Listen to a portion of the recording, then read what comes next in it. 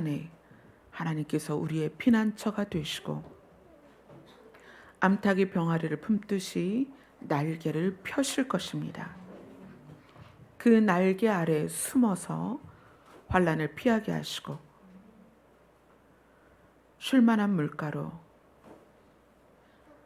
푸른 초장으로 인도하실 하나님의 그 걸음을 따라가게 하여 주시옵소서. 예수님 이름으로 기도드리옵나이다. 아멘. 오늘 집에 돌아가실 때는 간식을 받아가시는데 그 간식 중에 저희 홍성환 성도님하고 최윤숙 권사님의 첫 농작물이 들어있어요. 과수원에서 자두 농사를 올해 처음 하셨는데 그 자두를 첫 수확하셔서 교회로 보내주셨어요.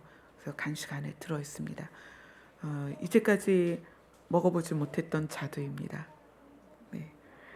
일반적으로 자두는 이렇게 되게 말랑말랑하고 그렇잖아요. 근데 이거는 아주 단단하면서 새콤하고 달콤하고 그래요. 그래서 여러분들 맛있게 드셨으면 좋겠고요. 또 서울에 계시는 이제 다른 교회 성도님께서 감자를 보내주셨어요. 그래서 가실 때 꼭 감자를 각 가정당 한 봉지씩은 꼭 가져가세요. 혼자 오신 분들도 꼭 가져가세요. 감자가 굉장히 튼튼하고 좋아요. 그리고 오늘 떡도 또 우리 교회 성도님께서 떡을 준비해 주셔서 간식 봉지 안에 들어있습니다. 맛있게 드시고 주일마다 이 떡을 나눔이 언제까지 될지는 모르겠어요. 네, 우리 말씀으로 가겠습니다. 오늘 말씀은 사도행전 2장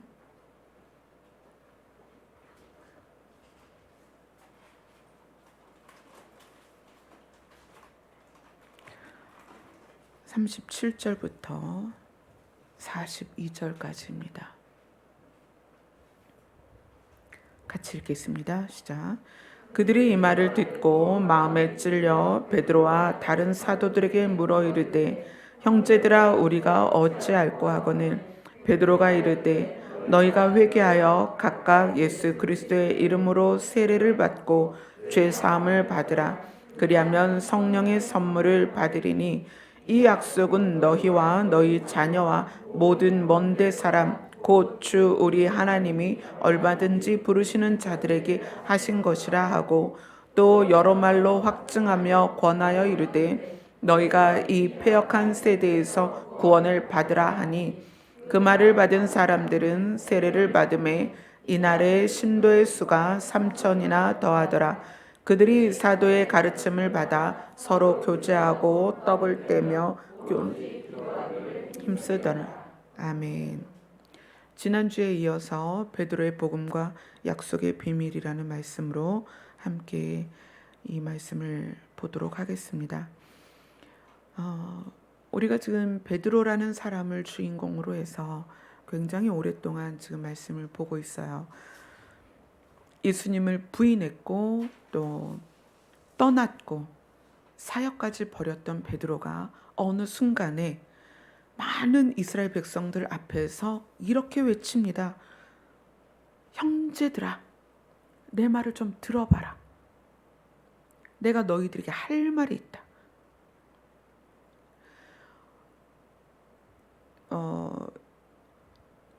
베드로가 몇 살부터 어부를 했는지는 우리는 모르죠. 그러나 그가 이런 말을 하죠. 잔뼈가 굵었다.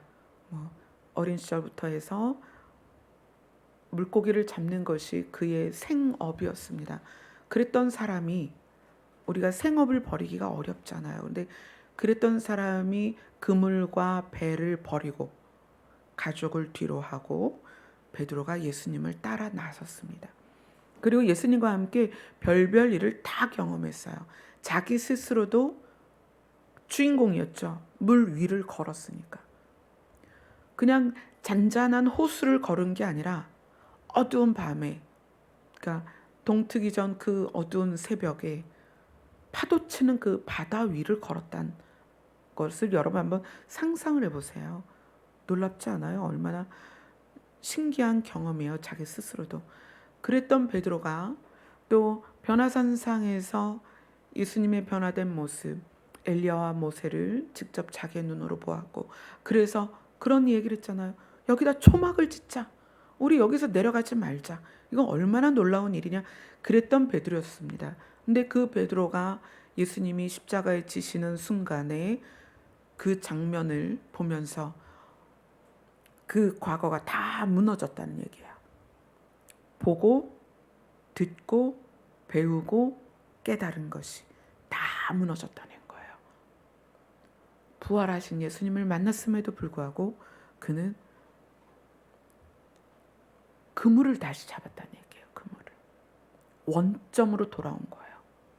그 원점으로 돌아온 베드로가 어떻게 사람들에게, 이스라엘 사람들에게 형제들아 외치면서 내 말 좀 들어봐라 이렇게 할 수 있었느냐는 거예요.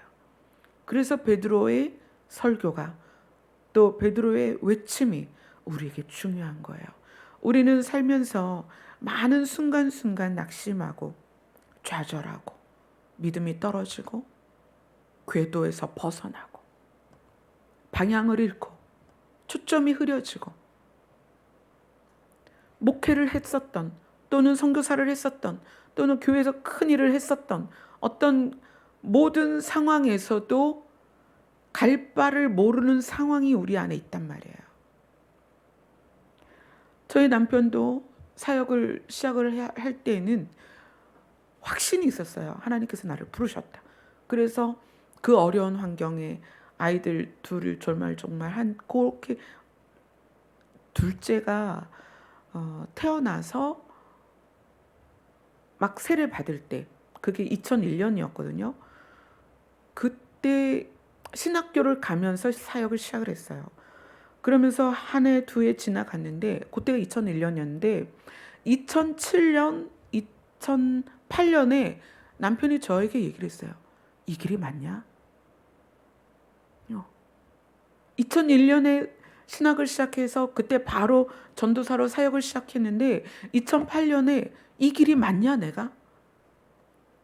왜냐면 2007년에 개척할 때 가족들밖에 없었어요. 사촌 동생, 또 돌아가신 남편의 형, 뭐 이렇게 가족밖에 없었어요. 형수. 근데 그것이 지속되니까 한 달 가고 두 달 가고 세 달 가고 하니까 두려운 거예요. 막막하고. 그러니까 저한테 질문하는 거예요. 야, 이 길이 맞냐? 내가 잘못 들었나 보다. 내가 이거 아닌가 보다. 사역을 해도, 설교를 해도, 환상을 봐도, 현현하신 예수님을 만나도 우리는 그렇다는 거예요. 왜요? 우리는 시간 안에 있어서 그 시간이 주는 영향이 뭐냐면 사라지고 부패하고 썩고 없어진다는 거예요. 그러니까 우리 안에 있었던 믿음도 연약해지고, 처음 사랑, 예수 그리스도를 향한 처음 사랑도 흘러가 버리고, 많은 기적과 이적을 내가 보고 느끼고 내가 경험했음에도 불구하고 그것이 점점 약해진다는 얘기예요. 그런 우리가 베드로처럼 원점으로 돌아가서 다시 그물을 잡고 다시 바다의 물을 바라보면서 그 상태에서 우리가 있을 수 있다는 거예요. 그때 주님이 나타나셔서 베드로를 향하여 그의 심장 안에 나의 이름이 어떻게 들어가 있는지를 말씀하시는 거예요. 베드로야, 네가 나를 사랑하느냐? 우리가 예수님을 사랑하게 됐다는 것은 단순히 초등학교, 중학교, 고등학교 가서 교과서를 펴서 그것에 있는 지식을 안 게 아닙니다. 예수 그리스도를 알았다는 것, 예수 그리스도를 사랑한다고 고백했다는 것, 예수 그리스도의 이름을 부르게 됐다는 것은 우리 안에 심장에, 우리 안에 영이 그것을 받았다는 거예요. 영이 기억하고 있다는 거예요. 예수님이 단순히 그 배 위에 올라가서 베드로야, 너 지금 여기서 뭐하니? 내가 너에게 보여준 게 뭐니? 이게 아닙니다. 베드로의 심장 안에 베드로의 영을 흔들어서 깨운 거예요. 내가 누구니? 너 나를 알잖아. 세상은 나를 모르지만 너는 나를 알잖아. 우리가 다 그런 사람이에요. 우리가 언제 믿었던지 간에, 우리가 그 과정 안에 무슨 일이 있었던지 간에, 우리가 처음 사랑을 우리가 받았다면 어떤 환난과 어떤 어려움이 있을지라도 신이 우리의 영을 두드렸다는 거예요. 그리고 우리의 영을 만나주셨어요. 우리의 영은 그때 깨어났습니다. 우리의 영은 그때부터 숨을 쉰 거예요. 우리의 영은 그때부터 신을 향하여 추구하고 있었다는 거예요. 우리의 육이 우리의 습관을 따라, 우리의 육이 우리의 생각을 따라 추구하며 나아갔을지라도 우리의 영은 아니라는 거예요. 예수 그리스도를 만난 순간부터 영은 살아나서 예수 그리스도를 향하여 그 시선을 집중하고 추구하고 있었다는 거예요. 오늘 설교는요, 오늘 베드로의 설교는 너무나 중요해요. 베드로가 구약 성경에서 두 군데를 인용을 하죠. 처음에 인용한 게 요엘의 계시였습니다. 자,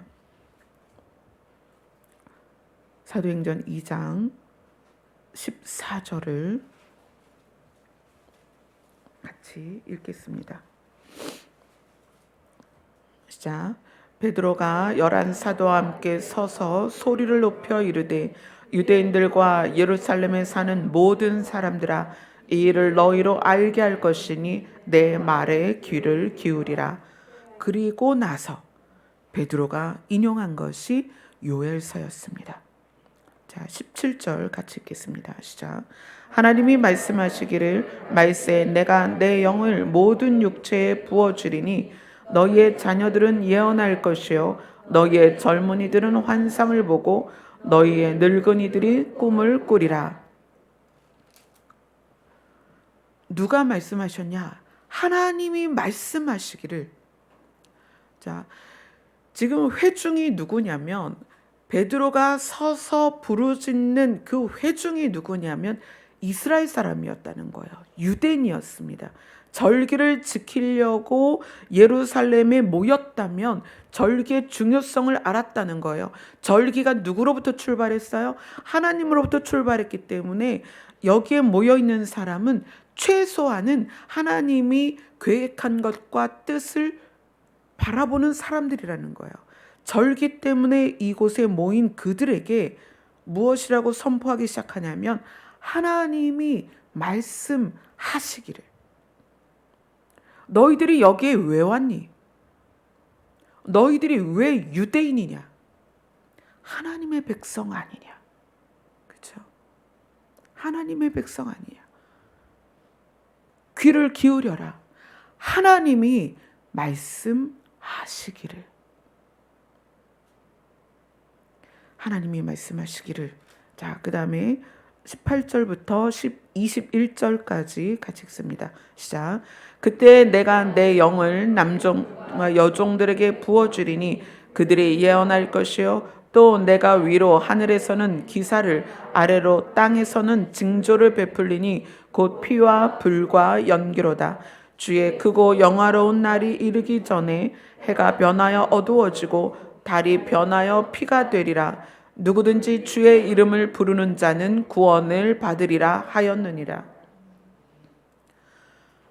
요엘은 선지자였습니다. 요엘에 대해서는 구약 성경에서 설명하는 부분이 없어요. 요엘은 자기 자신이 누구의 아들이다 이렇게 설명한 것밖에 없습니다. 근데 그 요엘이라는 이름이 뜻하는 게 뭐냐면 주는 하나님이시다 이런 뜻이에요. 근데 그 요엘이 받은 계시는 그 시대적인 상황과 또 미래적인 상황을 연결한 계시예요. 요엘의 계시를 풀어놓을 당시에는 그 땅의 기근과 가뭄과 메뚜기 떼가 창궐해서 모든 곡식이 말랐고 그 마른 상태에 가지에 붙어있는 모든 걸 메뚜기가 먹어치우는 때였어요. 그러니까 그때 당시에 먹는 걸 다른 데서 조달할 수 없고 지금처럼 공장에서 생산하는 게 아니고 땅에서 나는 걸 먹어야 하는 이스라엘 백성들에게는 그 상황이 그냥 죽을 수밖에 없는 상황이었죠.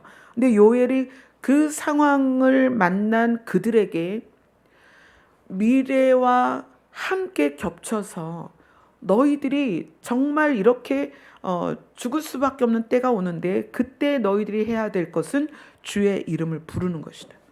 그러면 구원을 받으리라. 상황에서도 구원을 받고 이 시대적인 말세, 이 세상의 끝에서도 구원을 받을 것이다. 근데 그 구원을 받는 조건이 누구든지 주의 이름을 부르면 구원을 받을 것이다.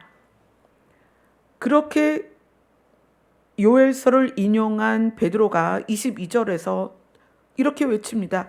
이스라엘 사람들아, 이 말을 들으라. 이스라엘 사람들아, 이 말을 들으라. 그리고 나서 또 누구에 대한 이야기를 하냐면 다윗에 대한 이야기를 해요. 그리고 다윗의 시편을 인용을 하죠. 다윗의 시편의 부분들이 무엇과 중첩이 되냐면 예수 그리스도와 연결이 됩니다.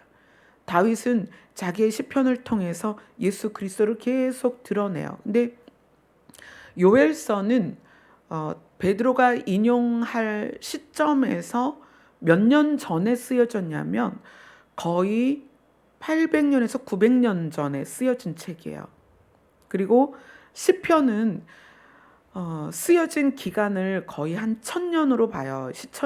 시편 자체가 여러 편의 시를 묶어놓은 책이잖아요. 근데 그 여러 편의 시의 작가를 알 수도 있고 모를 수도 있는 그런 여러 편의 시인데 그 여러 편의 시를 분류를 해보니까 거의 1000년에 걸쳐서 쓰여진 시다 이렇게 봐요.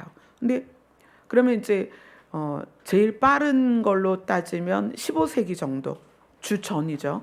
15세기 정도에서부터 시작된 시다. 그러면 베드로가 시편과 요엘을 인용할 때에는 베드로 입장에서는 구약 전체를 지금 유대인들에게 이야기를 하는 거예요. 자, 요엘은 선지자입니다. 다윗은 왕이에요. 요엘서는 선지서입니다.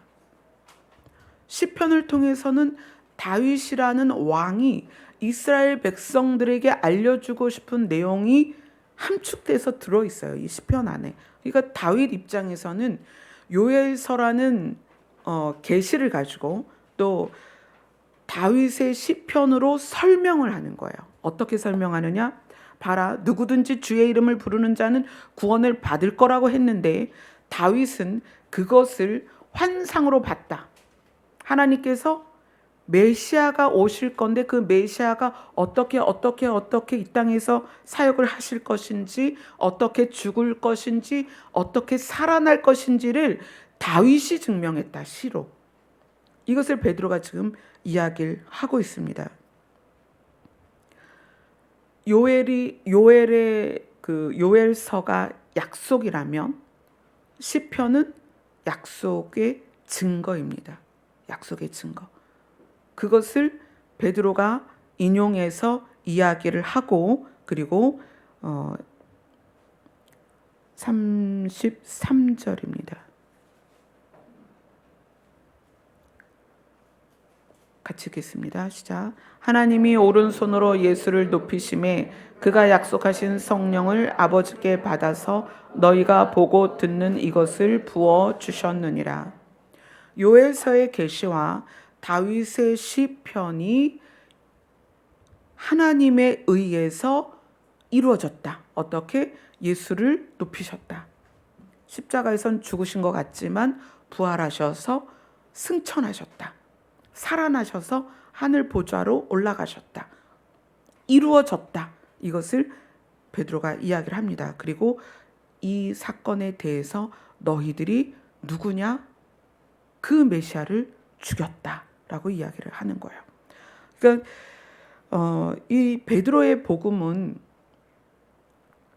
어떤 의미가 있냐면 우리 여기 계신 분들이 다 집에서 각자 성경을 읽으실 거예요. 또 교회에서도 설교를 들으실 거고 또 인터넷을 통해서 유튜브를 통해서도 설교를 들으실 거고 또 성경도 공부를 하시겠죠. 여러 각도에서 성경을 접근하는데, 여러 각도에서 성경을 접근하면서 여러분이 핵심으로 무엇을 추려냈는지 한번 생각해 보세요. 오늘 베드로는 메시아이신 예수님을 통하여 지나온 과정으로 이스라엘 사람들에게 설명한 게 아니에요. 구약이라는 그 당시 성경을 가지고, 구약이라는 그 당시 성경의 핵심을 얘기하는 거예요. 자, 너희가 메시아를 죽였어. 그거를 말하기 전에 베드로는 구약의 핵심을 추려냈다는 거예요. 그래서 이렇게 얘기하는 거예요. 하나님이 말씀하시기를. 베드로가 예수님과 동행하는 동안에는 예수님께 집중되었고 예수님의 사역에 집중되었어요. 그래서 어떤 기적이 있었고 어떤 놀라운 일이 있었고 내가 뭘 경험했고 그것에 집중됐었어요. 그러다가 예수님이 십자가에 못 박히시니까 그런 것들이 다 사라졌단 말이에요. 무의미하게 느껴진 거예요.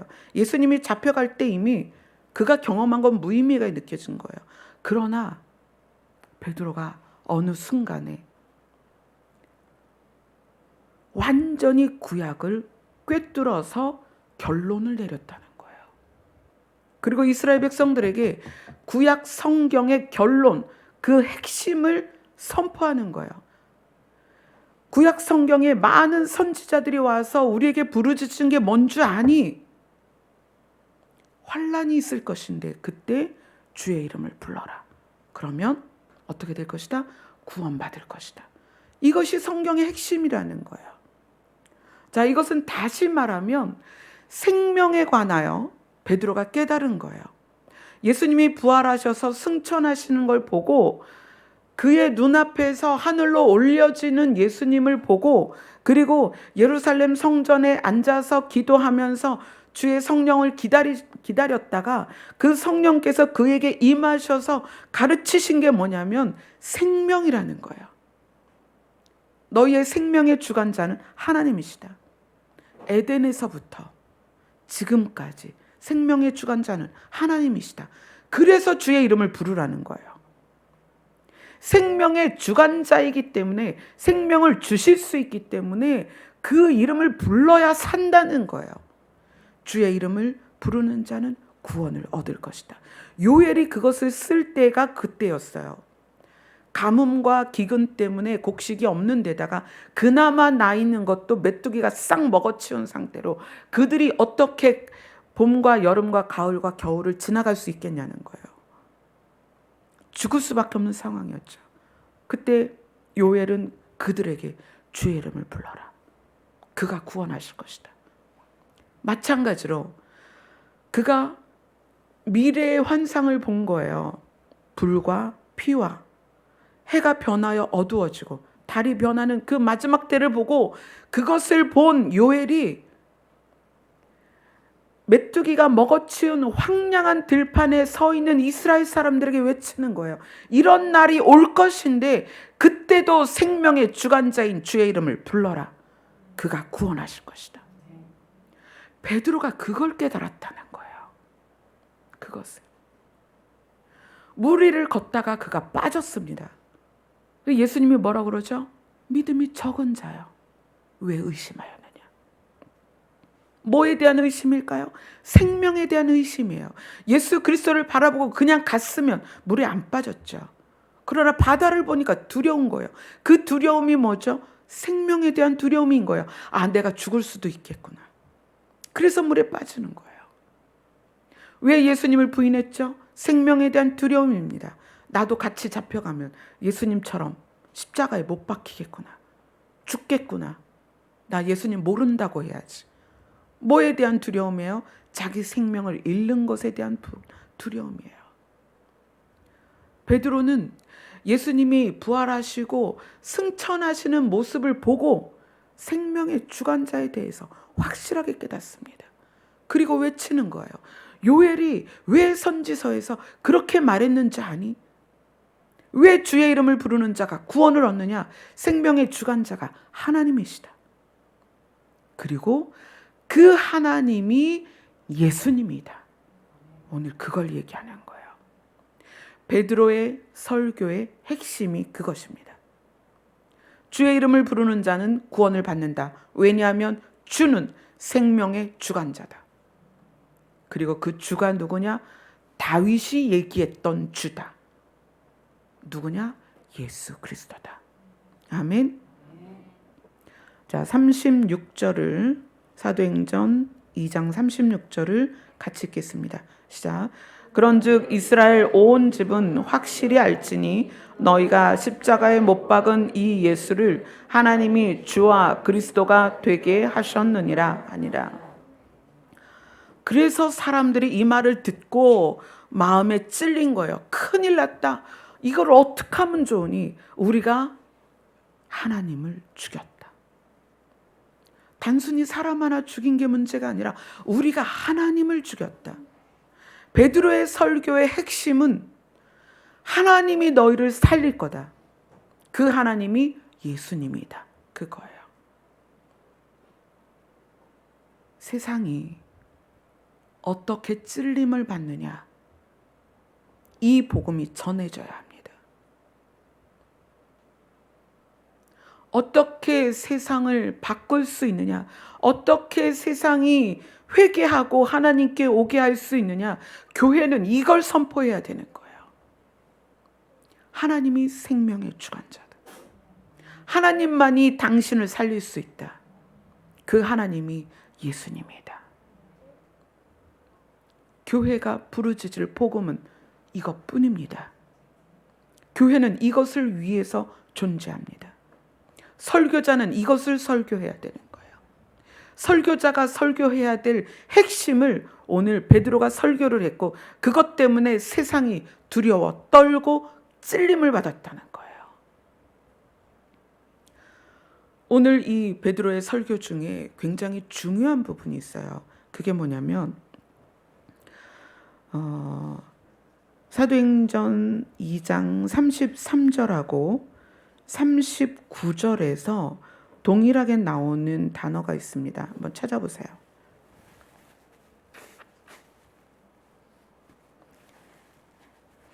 사도행전 2장 33절과 39절에 동일한 단어가 있죠.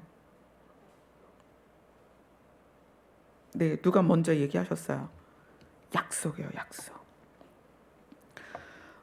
성경의 약속은 많은 이제 그 표현들로 하나님께서 하신 약속들이 이제 우리들에게 소개되고 있는데 오늘 베드로의 약속은 좀 달라요. 일반적인 약속이 아니고 베드로가 오늘 사도행전에서 첫 설교에서 말하는 약속은 예수님의 약속이에요. 예수님의 약속. 자, 33절 같이 읽겠습니다. 시작. 하나님이 오른손으로 예수를 높이심에 그가 약속하신 성령을 아버지께 받아서 너희가 보고 듣는 이것을 부어 주셨느니라. 그가 약속하신 성령, 그가 누구예요? 예수님이 제자들에게 말씀하셨죠. 뭐라고 얘기하셨어요? 너희들은 예루살렘을 떠나지 말고 그리고 누구를 기다려라? 성령을 기다려라. 그러면 그가 오셔서 그러면 너희가 권능을 받고 제자가 되어서 복음을 전할 수 있다. 이러면서 예수님이 성령이 오실 것에 대한 약속을 주셨어요. 자, 그 약속을 한번 볼까요? 누가복음으로 가보세요.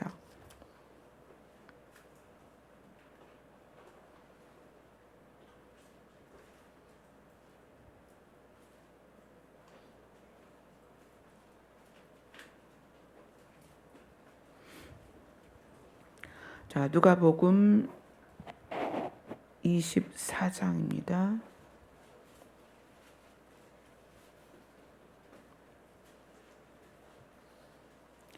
(24장) 46절로 49절입니다.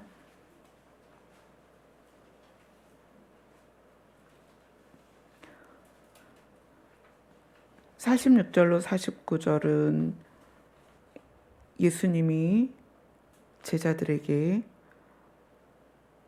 말씀하시는 부분이에요. 그 전에 생선을 구워서 잡수시는 장면이 나오고 있어요.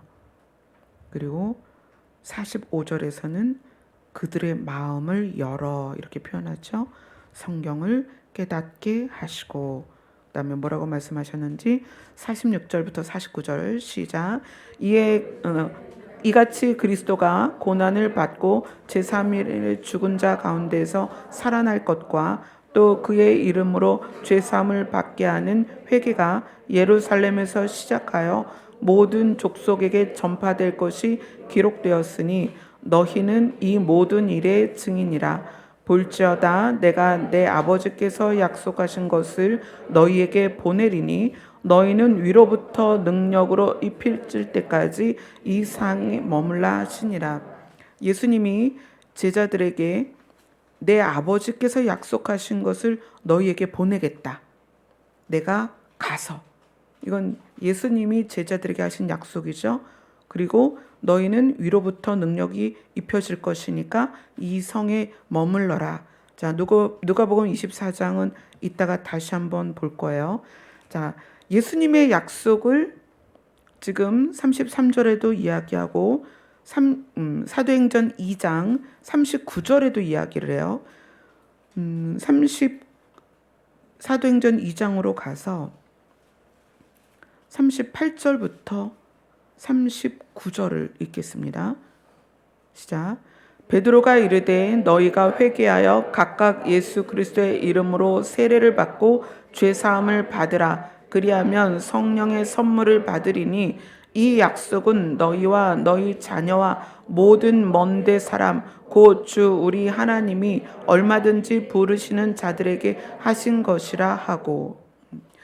예수님의 약속의 포인트가 뭐냐면, 예수님의 약속의 포인트는 성령이 너희에게 오실 것이고 성령이 너희를 도우실 거다. 성경에 있는 약속들이 굉장히 많죠. 그런데 베드로는 특별히 뭐에 대한 걸 이야기를 했냐면, 성령이 너희에게 오셔서 성령의 능력을 힘입어서 너희가 성령으로 복음을 증거하게 될 거다라는, 성령의 선물을 받을 거라는 예수님의 약속을 인용을 했다는 거예요. 그럼 예수님의 약속을 굳이 베드로가 왜 강조를 했느냐? 거기에 모여있는 이스라엘 사람들에게 예수님의 약속, 그렇죠? 다른 약속이 아니라 성령이 너희에게 오실 거라는 예수님의 약속을 왜 자꾸 강조하느냐? 그것은 어떤 의미냐면, 자, 약속은 나와 타인 간의 관계 안에서 이 일이 이렇게 될 거라는 것을 정한 거예요. 그래서 구약, 옛날의 약속, 신약, 새로운 약속. 자, 하나님께서, 자, 신이 사람들에게, 신 입장에서 사람들에게 내가 이 일을 이렇게 할 거다라는 게 구약이고 신약이에요. 그렇죠? 구약은 옛 약속이고 신약은 새로운 약속이죠. 이건 누가 한 거예요? 신이 한 거란 말이에요. 신이 우리에게 주신 약속이에요. 그래서 우리가 일상을 살면서 수많은 약속을 하지만 그 약속이 어긋나기도 하고 깨지기도 하죠. 근데 신이 우리에게 주신 약속이라는 거예요. 신이 우리에게 주신 약속의 특징은 뭐냐면, 신이 주셨기 때문에 절대 변하지 않는다. 왜요? 왜 안 변할까요? 신의 약속은 영원에서 온 거예요. 뭐의 저촉을 받지 않는다? 시간의 저촉을 받지 않는다. 그래서 하나님이, 예수님이 내가 처음이요 마지막이다라고 이야기하신 건 나는 시간의 흐름 안에 있지 않다는 뜻이에요. 그죠? 그래서 하나님이 하신 약속의 특징은 뭐냐면 절대 변하지 않는다. 그리고 하나님의 약속은 완전하다. 그리고 하나님의 약속은 반드시 이루어진다. 근데 그것에 대해서 우리가 부족하단 말이에요. 그 믿음이. 왜냐하면 우리는 시간 안에서 모든 걸 경험했기 때문에 우리의 경험치로는 완전한 것, 변함이 없는 것, 반드시 이루어지는 것에 대하여 우리의 믿음이 생기질 않아요. 우린 그걸 경험해 본 적이 없습니다. 여러분에게는 완전한 것과 변하지 않는 것을 경험한 일이 없습니다. 우리가 보는 것과 우리 주변엔 그런 것이 있을 수가 없어요. 모든 것이 시간 안에 있기 때문에. 근데 하나님의 약속은 신의 약속이기 때문에 변하지 않고 완전하고 반드시 이루어진다는 얘기예요. 그런데도 불구하고 하나님은 우리가 그걸 못 믿기 때문에 그것에 대해서 예수 그리스도를 통하여서 증명을 해 보이시는 거예요. 예수 그리스도가 죽었다가 십자가에서 내려졌는데 어떻게 됐어요? 부활하셨잖아요. 부활하시고 제자들에게 나타나시고 그리고 하늘로 올라가시는 모습까지 제자들에게 보여주셨어요. 자, 이건 뭐냐면 하나님께서 내가 그렇게 주의 이름을 부르는 자는 구원을 받을 거라고 요엘을 통하여 너희에게 계시를 했는데 너희들이 못 믿겠지. 내가 이걸 보여줄게. 다윗은 그것을 미리 봤습니다. 미리 본 거로 이야기한 거예요. 그래서 시편에 적은 거예요. 그분은 썩지 않는 몸으로 하나님 앞에 올려졌다. 다윗이 고백했습니다. 그 고백을 베드로가 인용하면서 신의 약속이 이런 것이다.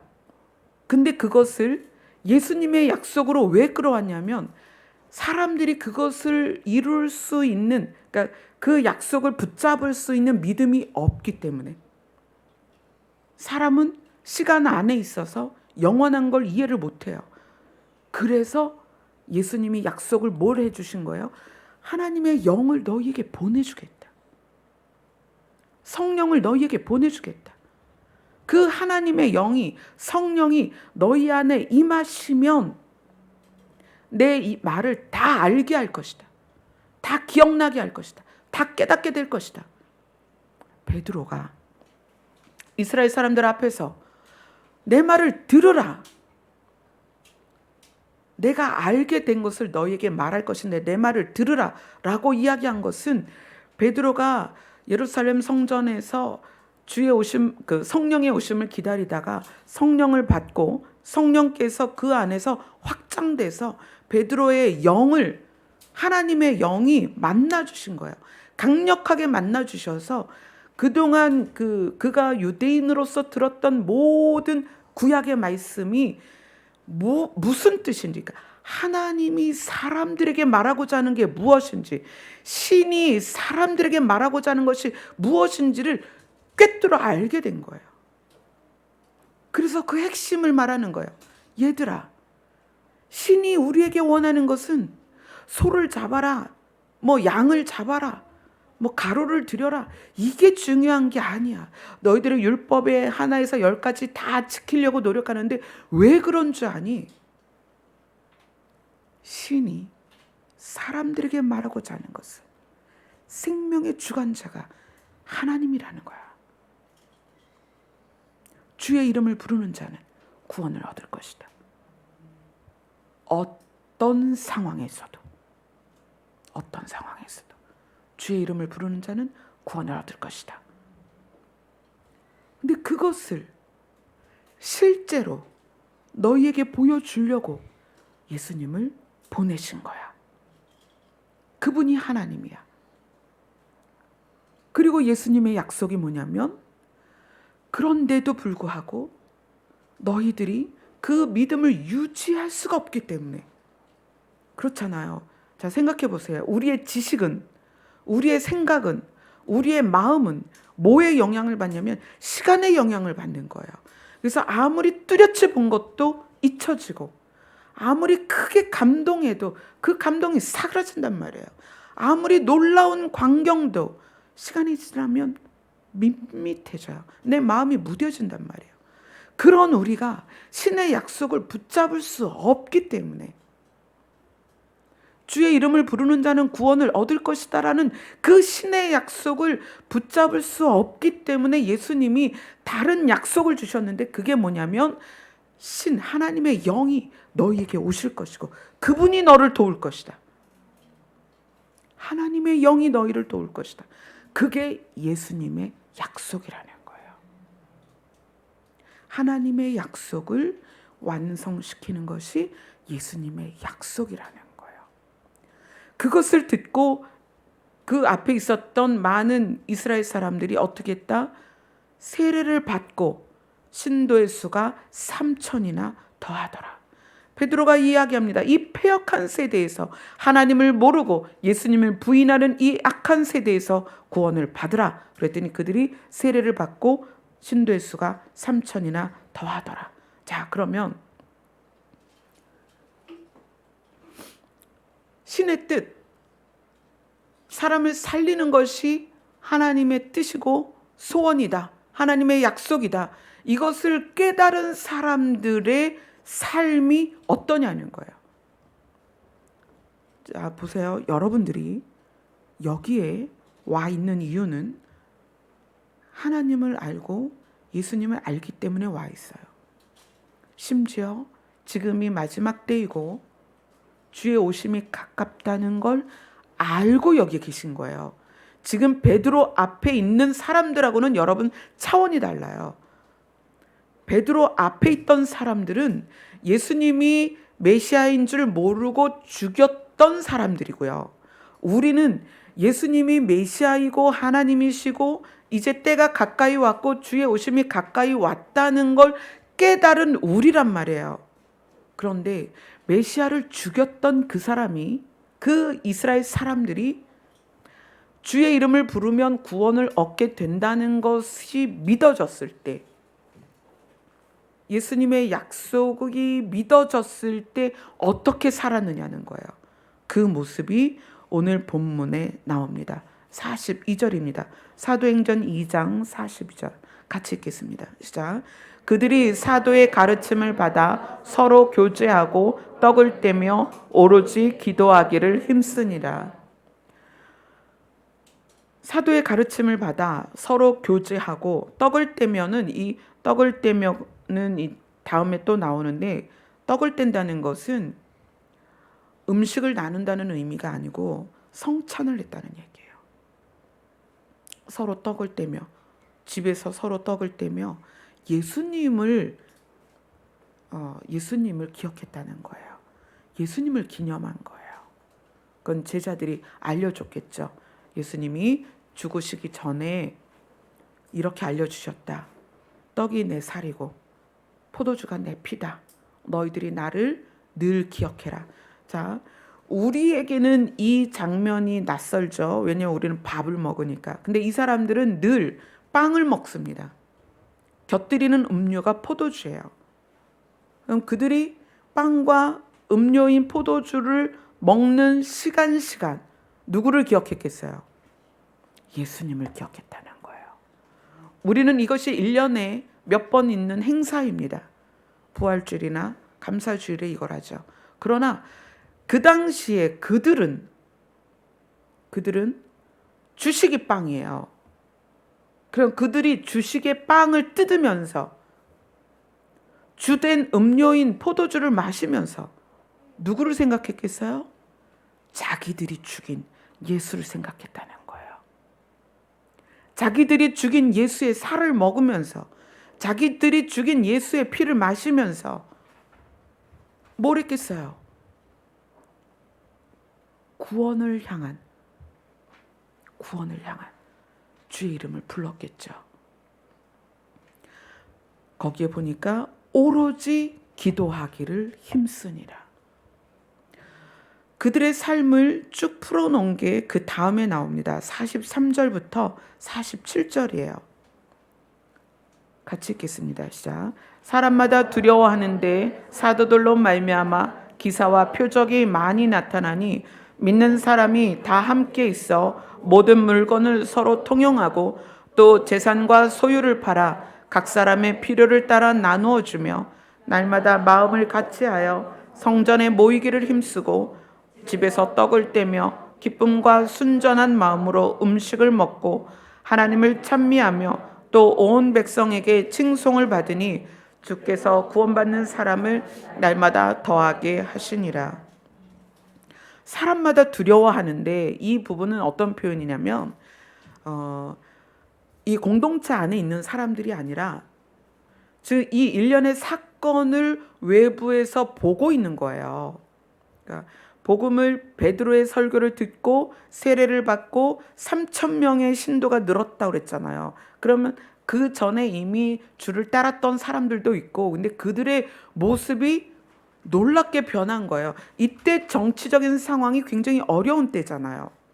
유대가 로마의 압제에 있을 것이고 있는 때고 또 머지않아서 예루살렘이 없어질 그 시기를 앞둔 때란 말이에요. 근데 그때 사람들이 보니까 한 무리가 이상해진 거예요. 그들이 갑자기 두려움이 사라지고 기뻐하면서 찬양하면서 날마다 서로 교제를 하는데 어떤 교제냐면 이거는 일반적인 상식을 뛰어넘는 교제죠. 막 재산을 팔아서 없는 사람 다 주는 거예요. 돕는 거예요. 위로하고 서로 격려하고 예수님의 계명처럼 내가 너희에게 새 계명을 주노니 서로 사랑하라. 그러니까 이 공동체 안에서 재산을 소유를 팔아서 각 사람의 필요를 따라 나눠줬다는 거예요. 그럼 그 필요를 따라라는 것은 어떤 사람이 아프면 병원비를 내주고 어떤 사람이 빚에 눌려 있으면 그 빚을 갚아주고 어떤 사람이 집이 없으면 거처를 마련해주고 필요를 따라 나눠줬다는 거예요. 사람마다 두려워하는데 이렇게 43절이 시작하잖아요. 사람마다 두려워하는데 그들이 그 모습을 보면서 두려워하는 거예요. 이게 도대체 무슨 일이야? 정말 그때 있었던 사건 골고다에서 세 사람을 못을 박았는데 그 중에 하나가 살아났다고 사람들이 웅성웅성거리던데 진짠가 봐. 이게 무슨 일이야 도대체? 이 일들이 뭐야? 주변이 소동하는 상황에서 사도들의 기적이 나타났다는 거예요. 그러니까 그들은 더 두려워졌겠죠. 그들과 이제 반대되는 부류가 44절이 이렇게 시작하죠. 믿는 사람. 믿는 사람과 사람마다의 사람은 좀 구별이 돼야 됩니다. 믿는 사람이 다 함께 모여 모든 물건을 서로 통용하고 재산과 소유를 팔아 각 사람의 필요를 따라 나눠주고 날마다 마음을 같이하여 성전에 모이기를 힘쓰고 이렇게 할 수 있었던 것이 뭐에 대한 깨달음이냐? 생명의 주관자는 신이시다. 생명의 주관자는 하나님이시다. 내가 재산을 태산같이 쌓아놔도 내 생명은 하나님의 것이다. 그러니까 태산같이 재산을 쌓는 이유가 뭐예요? 잘 살아보자는 거죠. 그죠? 대대손손 잘 살아보자. 그런데 내 자식도 그 생명은 누구의 것이다? 하나님의 것이다. 그러니까 재산을 쌓을 필요가 없는 거예요. 주의 이름을 부르는 자는 어떤 상황에서도 하나님이 구원하십니다.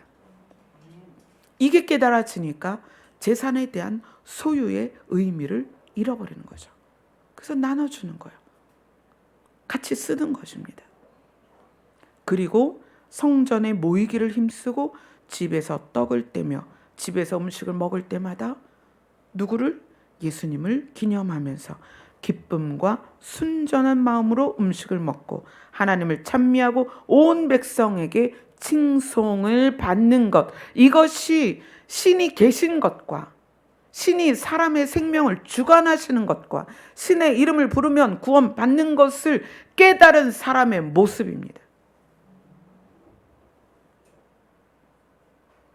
지금 이 시대에 교회의 모습이 이래야 된다는 거예요. 지금 이 시대에 성도의 모습이 이래야 된다는 거예요. 지금 이 시대에 하나님의 이름을 부른다는 우리들의 모습이 이래야 된다는 거예요.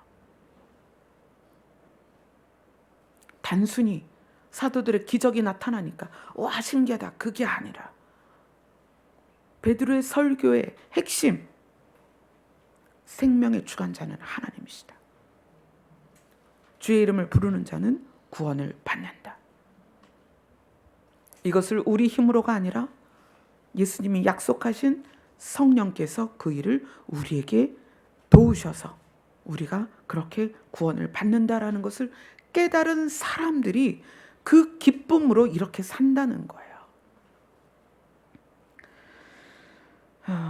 우리 누가복음을 한번 볼까요? 다시 누가복음으로 가서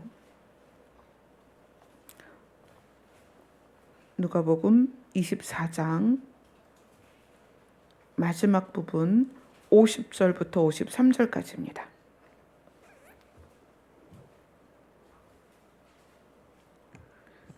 화면 보시는 분들이 깜짝 놀랐겠네요. 재은이가 너무 예뻐서 이렇게 했어요. 제가 재은이한테. 누가복음 24장 50절로 53절입니다. 같이 읽겠습니다. 시작.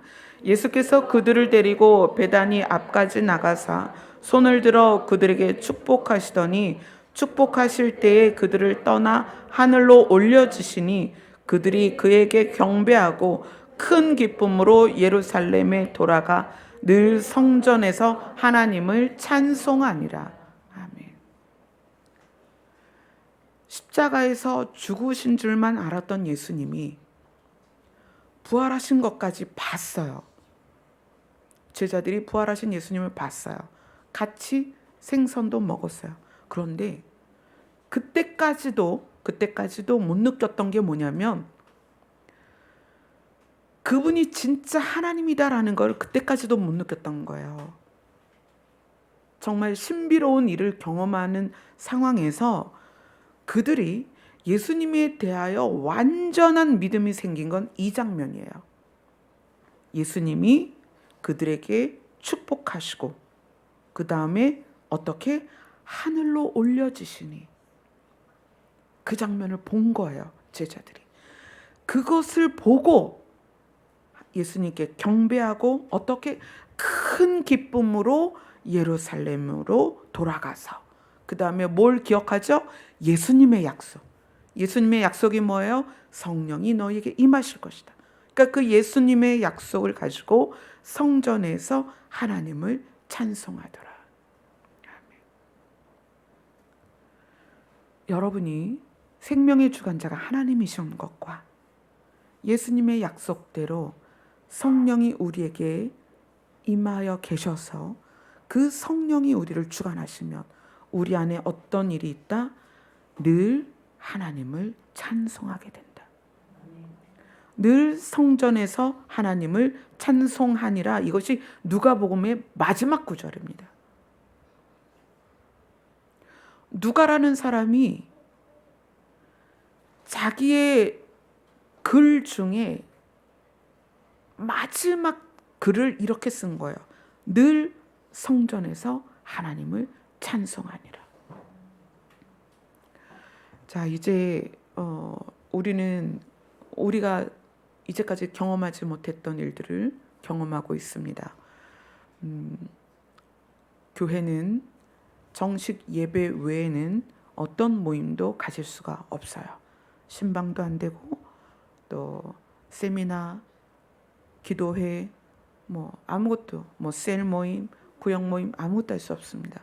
심지어 식사도 할 수 없습니다. 이것이 전쟁통도 아닌데 우리가 지금 이런 일을 경험하고 있어요. 만약에 이번 코로나보다 조금 더 강력한 무슨 일이 있다면 그 다음엔 교회 문을 못 열게 할 거예요. 이것이 우리에게 다가온 이 상황에서 그래도 우리 교회를 향해서는 하나님께서 미리 준비를 시키신 거예요. 2018년 추수감사주일 때부터 하나님께서 우리에게 명령하신 게 우리 교회를 향하여 명령하신 게 뭐냐면 이제 드리는 예배를 해라. 이거는 우리가 그동안은 받는 예배자로서 그러니까 받는 예배에 익숙해 있었죠. 은혜를 받고 설교를 듣고 그 다음에 찬양단의 찬양을 듣고 그랬죠. 그래서 교회의 보호를 받고 교회의 시스템이나 구조의 혜택을 받고 다 받는 예배였습니다. 그런데 하나님께서 우리 교회를 향해서 드리는 예배로 너희들이 바뀌어야 된다. 그때 말씀하셨어요. 너희 교회가 반토막이 날 거다. 그런데 하나님의 명령이니까 그때부터 그렇지 않아도 아무것도 없었는데 전부 다 없앤 거죠. 없애고 정말 간결하게 찬양을 드리고, 그렇죠? 기도를 드리는 시간을 오후 4시까지 해서 우리가 드리는 예배로 가자. 그리고 더 많이 없어졌어요. 그리고 나서 저희 교회 멤버 반이 나갔습니다. 그 이후에 오신 분들이에요. 여기 계신 분들은. 근데 이 부분이 왜 중요하냐면 예수님이 우리에게 뭐라고 말씀하시냐면 너희가 성전이다 이렇게 얘기하세요. 그렇죠? 바울이 이렇게 얘기합니다. 너희 안에 그리스도가 계시고 성령이 계신 걸 알지 못하느냐. 너희가 성전이다. 그 부분이 지금 시대에서 왜 중요하냐면 여러분이 성전이라면 누가복음의 마무리가 여러분에게 계속 있어야 된다는 거예요. 누가복음의 마무리가 뭐죠? 늘 성전에서 하나님을 찬송하니라. 예수님도 네가 성전이다. 바울도 네가 성전이다. 너희가 성령이 거하시는 전인 줄을 아직도 모르느냐. 우리가 성전이에요. 자, 우리는 이미 우리의 생명의 주관자가 하나님이신 걸 알았습니다. 깨달았어요. 또 예수님이 그 주가 되시고 메시아인 걸 알았습니다. 그게 알아진 것이 우리 안에서 기쁨과 찬송이 되고 있느냐? 그렇지 않다면 우리의 처음 사랑을 잃어버린 거예요. 그래서 예수님이 너희의 처음 사랑을 어디에서 잃어버렸느냐? 이제 그것을 회복하라는 거예요.